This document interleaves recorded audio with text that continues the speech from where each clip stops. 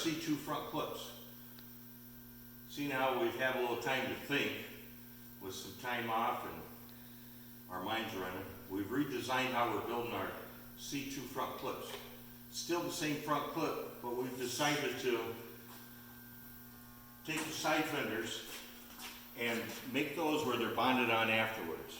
After you've installed the front end, we came across this idea from Jerry at Corvette Image and also Shimmershimes. They're taking their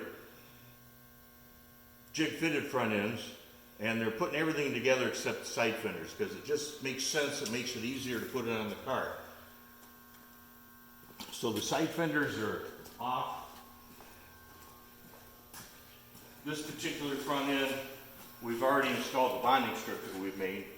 So now the front end's going to come to you, side fenders off.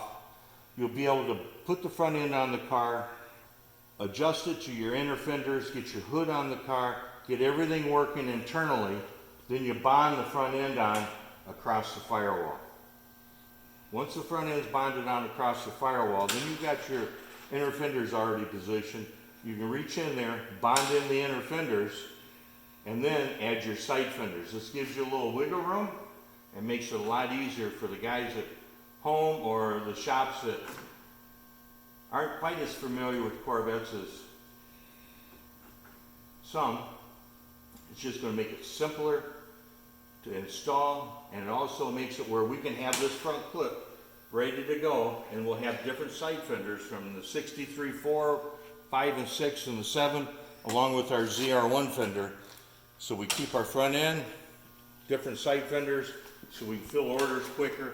It makes it easier, just more common sense.